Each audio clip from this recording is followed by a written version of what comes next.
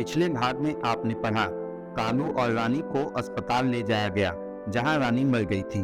कालू की फोन पर रजनी से बात उसके मजदूर साथी ने करवा दी। कॉल के दौरान ही कालू की मौत हो गई। रजनी की सहेली ने स्कूल से उसे छुट्टी दिलवा दी। उसकी सहेली को ही मैडम ने रजनी को अस्पताल ले जाने को कहा। अब आगे चल रजनी, उस अस्पताल में काका ने बताया है, मुझे पता है वहाँ कैसे जाते हैं, हम स्टेशन जाना होगा। रजनी की सहेली ने उससे कहा।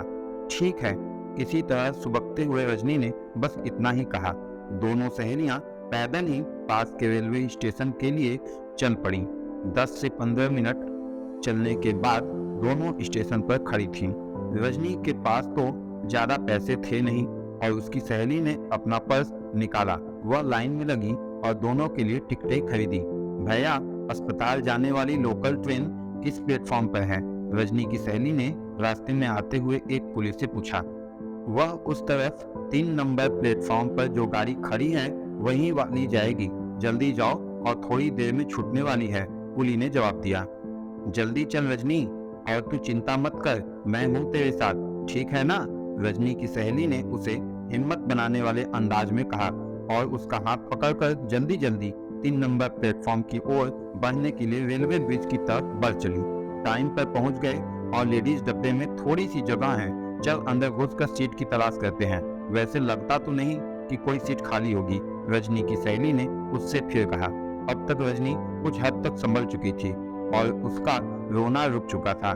शायद कहीं इस पूरी घटना पर यकीन ना हो पाने का एक अनजान एहसास था। लोकल चल पड़ी, उसने स्टेशन छोड़ दिया। 3 स्टेशन बाद चौथा स्टेशन आया जहां उन्हें उतरना था। रजनी की सहेली ने उसका हाथ पकड़ा और दोनों जल्दी से उस महिला डिब्बे से उतरी। देख रजनी, तू तो मेरी भी हालत जानती है, मेरे पास भी बहुत पैसे तो नहीं है, तो यहाँ से अस्पताल तक पैदल ही जाना होगा। रजनी की सहेली ने अपनी मजबूरी खुलकर बयान की। अरे तू चिंता क्यों करती है, जरा सी देर में पहुंच जाएंगे, चल, रजनी ने जवाब दिया। हेलो हाँ अंकल, कहाँ पर आना है? रजनी ने कालू के उस दोस्त को अस्पताल में था को कॉल किया और उससे उस जगह की जानकारी ली जहां उन्हें रजनी के माँ बाप के पास मिलने के लिए पहुंचना था। थोड़ी देर बाद दोनों लड़कियां कालू और रानी के शव के पास खड़ी थीं। रजनी कभी अपने पापा को पकड़कर रोती, कभी अपने माँ को। यह सब देखकर उसकी सहेली के भी आंसू निकल आए थे। यह सब आधे घंटे तक चलता रहा कि तभी कालू के सुपरवाइजर ने वहां प्रवेश किया। मैं जितनी जल्दी हो सका यहाँ पहुंचा। क्या हुआ? लगता है दोनों नहीं बचे। कोशिश तो हम सब ने मिलकर बहुत की, पर शायद भगवान की यही इच्छा थी। भगवान से दुआ है कि वह इन दोनों की बेटी को यह सारा दुख सहने की क्षमता दें। सुपरवाइजर ने एक सांस में ही यह सब कह डाला। इसे थोड़ी देर पहले जब कालू और रजनी को एम्बुलेंस में डालकर अस्पताल ले जा रहा था। मालिक, मैं सुपरवाइजर बोल रहा हूँ। यहाँ पर साइड पर 2 मजदूर, दोनों पति पत्नी थे। उन दोनों पर काफी सारा मलबा गिरा। उनकी हालत देखकर तो लगता है कि दोनों में से कोई नहीं बचेगा। तो अब क्या करूं? सुपरवाइजर ने कंपनी के मालिक को फोन लगाया था। अजीब बात करते हो यार, क्या तुमने ऐसी घटना पहली बार झेली है? तुम्हें नहीं पता कि क्या करना है? चलो ठीक है, नहीं भी पता तो मैं तुम्हें बताता हूँ। जाकर इंजीनियर से 20 से 50 हजार ले। वह एम्बुलेंस ने किसी अस्पताल में लेकर जा रही है। यह पता कर उनकी हालत कैसी रहती है, क्या होता है, सब मालूम करता है और अपना काम किसी को समझाकर अस्पताल जाकर उनके हालचाल जान। जरूरत पड़े तो वहीं पैसे देकर मामला रफा दफा करने की पूरी कोशिश कर और बाद में लौटकर मुझे बता कि क्या हुआ। समझ गया ना? अब दोबारा मत पूछना। दूसरी तरफ से मालिक ने उसे पूरी सिचुएशन संभालने की सलाह दी और फोन काट दिया। रजनी बेटा, तुम किस बात की चिंता मत करना, यहाँ अस्पताल का सब मैं देख लूंगा, ठीक है?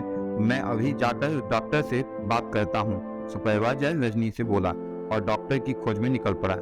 डॉक्टर साहब, वैसे तो दोनों मर गए, पर फिर भी इनकी तीमारदारी में कुछ खर्चा हुआ हो तो बताओ, सुपरवाइजर ने डॉक्टर से पूछा। आप काउंटर पर जाओ और उनके मरीज नंबर 32 और 33 का बिल बनाने को कहना, वह आपको बता देंगे, डॉक्टर ने बताया।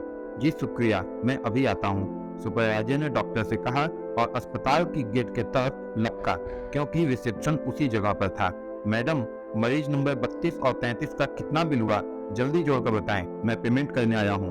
सुपरवाइजर जाकर रिसेप्शन से बोला, 1 मिनट रुकना, यह और यह हो गया, यह लो बिल। रिसेप्शन इसने एक A4 साइज का कंप्यूटर से प्रिंट किया हुआ बिल सुपरवाइजर के हाथ में थमाया।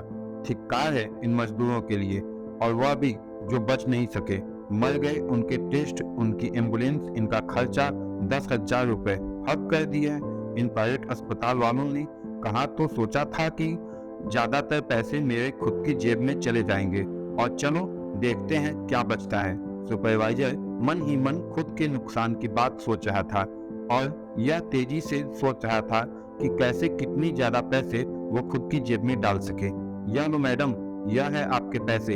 एक बात बताना, यहाँ से इनके घर तक बॉडी लेकर जाने के लिए एम्बुलेंस मिलेगी क्या, या कोई 100 वाहन आपकी ओर से? सुपरवाइजर ने रिसेप्शन से फिर से पूछा। नहीं, हम डिस्ट्रिक्ट के लिए एम्बुलेंस या मुर्दा वाहन प्रोवाइड नहीं करते। आप एक काम करो, यहाँ रिसेप्शन के बाहर स्टिकर में नगर निगम के 100 वाहन का नंबर लिखा है, आप उनके नंबर पर कॉल कर लो, उनकी गाड़ी आएगी, वह उन्हें घर तक पहुंचा देगी। उनका जो चार्ज होगा आप देख लेना। रिसेप्शन उसने अपने अस्पताल के कानून गिनाए। अस्पताल है या कसाई खाना खोल रखा है?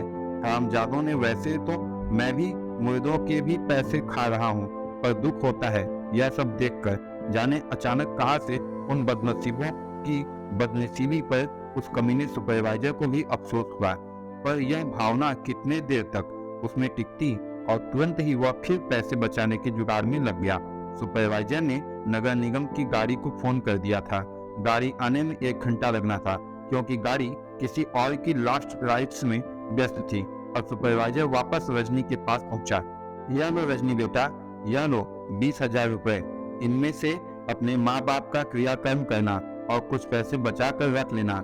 कोई छोटा मोटा काम धंधा कर लेना, जिससे कि तुम आगे चलकर कोई दिक्कत ना आए। मैं जानता हूँ अभी तुम्हारे पढ़ने लिखने की उम्र है, पर अब माँ बाप नहीं रहे तो तुम्हें खुद का सहारा खुद ही बनना होगा। सुपरवाइजर ने एक तरह से सबसे कड़वी सच्चाई बड़े सीधे शब्दों में रजनी को बता डाली। इसी तरह थोड़ी बहुत बातें करते हुए 1 घंटा गुजर गया। वार्ड बॉय, सुपरवाइजर और उसमें मजबूर तीनों ने मिलकर दोनों 100 को 100 वाहन में रखवाया। रजनी, उसकी सहेली, दोनों को उसी वाहन में बिठा दिया, जिससे वह वाहन को रजनी का घर बता पाए और उनके 100 उसके घर तक पहुंचा दिया जाए। पर सुपरवाइजर ने रजनी और उसकी सहेली को समझा दिया कि 100 घर पर न ले जाकर सीधा शमशान ले जाना, जिससे कि घर से शमशान तक की दूरी क्योंकि बहुत ज्यादा थी, तो उन्हें कोई दूसरी गाड़ी के चक्कर में ना पड़ना पड़े।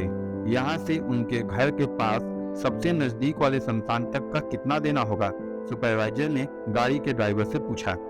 5,000 से 1 रुपए भी कम नहीं लूंगा साहब, ड्राइवर ने जवाब दिया। ले तुम्हें रख ले। सुपरवाइजर ने उसे 5,000 थमाए। साला इतनी मगजमारी करने के बाद बचा क्या? तो 15,000 धिक्कार है, सुपरवाइजर ने सोचा। 100 वाहन चल पड़ा। रजनी और उसकी सहेली उसमें बैठे थे। रजनी को रुक रुक कर फिर रोना आ रहा था, और उसकी सहेली उसे हिम्मत बढ़ा रही थी। आगे क्या हुआ दोस्तों, हम जानेंगे अगले भाग में। और अगला भाग पढ़ने के लिए आप लोग चैनल को जरूर से जरूर सब्सक्राइब करके नोटिफिकेशन बेल को ऑल पर सेट कर दें, ताकि अगले भाग का नोटिफिकेशन आपको सबसे पहले मिल सके। और हाँ, अगला भाग आपको अगले दिन शाम के 3 बजे ही मिलेगा, तो आप लोग 3 बजे तैयार रहिएगा और सब्सक्राइब करके नोटिफिकेशन बेल को ऑल पर जरूर सेट कर दीजिएगा। मैं मिलता हूँ आपसे अगले भाग में, तब तक के लिए धन्यवाद।